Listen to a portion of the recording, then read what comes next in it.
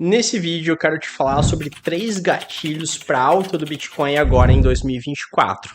O primeiro deles é o mais conhecido, eu não vou perder muito tempo falando sobre ele, até porque já tem vídeo sobre ele aqui no canal. Como você deve ter adivinhado, é a aprovação do ETF de Bitcoin à vista. Os fundos com pedido para negociação de ETF de Bitcoin, eles detêm somados 18,5 trilhões de dólares. E como eu expliquei em mais detalhes, nesse vídeo que você está vendo o card passar aqui na tela, se 1% desse dinheiro for para o Bitcoin, ele deve subir para aproximadamente 50 mil dólares. Com a entrada de 5%, o Bitcoin deve chegar a aproximadamente 89 mil dólares. Então, sem dúvida, esse é um forte gatilho para a alta do Bitcoin esse ano. É claro que não se sabe qual vai ser o influxo exato de capital em Bitcoin e nem mesmo qual a velocidade com que esse capital vai ser injetado no mercado, mas ainda assim o efeito é bullish e, na minha visão, ele ainda não foi devidamente precificado. Já o segundo gatilho, ele é menos comentado e se trata do uso cada vez mais comum de Bitcoin como caixa no balanço patrimonial de empresas. A MicroStrategy do Michael Saylor, como muita gente sabe, tem no seu balanço quase 1% de todos os 21 milhões de Bitcoins, que é a quantidade máxima de Bitcoin que pode existir. Mais precisamente, ela possui 0,90% de todos os Bitcoins. E outras empresas, como a Marathon Digital e a Tesla, também detêm quantidades significativas de Bitcoin, embora bem menores do que a da MicroStrategy. Essas duas últimas, a Marathon e a Tesla,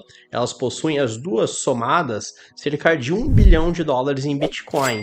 Já a MicroStrategy, só ela sozinha, tem mais de 8 bilhões de dólares em Bitcoin. E presta atenção, a adição de Bitcoins no balanço das empresas, que tem se tornado cada vez mais comum, ela deve aumentar ainda mais depois de algumas mudanças importantes nas regras da FASB. A FASB é o Conselho de Normas de Contabilidade Financeira, que é o órgão que dita as regras que as empresas devem seguir nos Estados Unidos para a divulgação dos seus balanços. Até então, no que se refere a Bitcoin, elas só podiam reportar, pasme, somente os prejuízos, mas não os lucros advindos da valorização do Bitcoin. Isso, obviamente, desencorajava muitas empresas a possuírem Bitcoin nos seus balanços, porque se elas só podiam reportar os prejuízos, mas não os lucros, ter Bitcoin no balanço representava um risco à imagem pública das empresas, podendo afetar negativamente o preço das ações. E agora, com as novas regras da FASB, atendendo a reivindicações do mercado, ela vai permitir com que as empresas reportem também os lucros advindos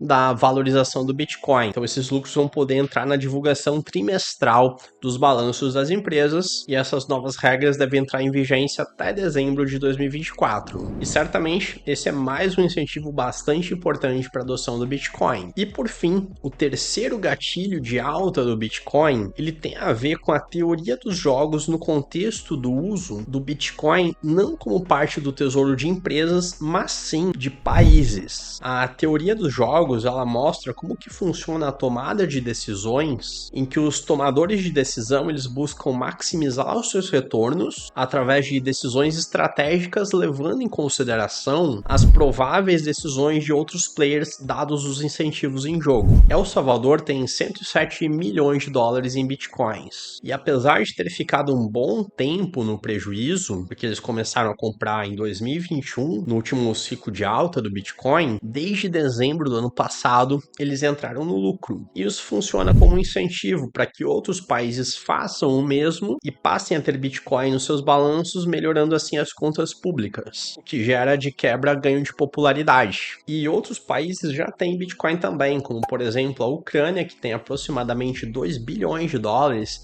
em Bitcoins, o próprio Estados Unidos tem aproximadamente esse mesmo montante, a Argentina agora com o Milei passou a permitir contratos em Bitcoin, e o fato é que hoje existe um lobby político cada vez mais forte em favor do Bitcoin. Como mostra essa pesquisa feita nos Estados Unidos, os usuários de criptomoedas podem ser, presta atenção nessa palavra, decisivos para as eleições de 2024. Então, tem uma parte significativa do eleitorado que vai decidir o seu voto conforme o posicionamento dos candidatos especificamente em relação ao Bitcoin e as criptos em geral. Então, muitos políticos hoje tendem a ser favoráveis ao Bitcoin, não porque eles são bonzinhos e compartilham dos mesmos valores inerentes ao Bitcoin, mas sim porque eles se interessam por poder, e hoje ser favorável em Bitcoin em muitos lugares é popular, e popularidade, por sua vez, confere poder. E esses dois fatores, o sucesso financeiro de El Salvador e 2, a atual popularidade de políticas pró-Bitcoin, são incentivos para que cada vez mais países, especialmente os países menores, sigam o mesmo caminho de El Salvador. Então, primeiro gatilho, entrada de capital institucional em Bitcoin decorrente da aprovação do ETF de Bitcoin. Segundo, capital de grandes empresas que devem cada vez mais ter Bitcoins nos seus balanços. E terceiro, a provável adoção cada vez maior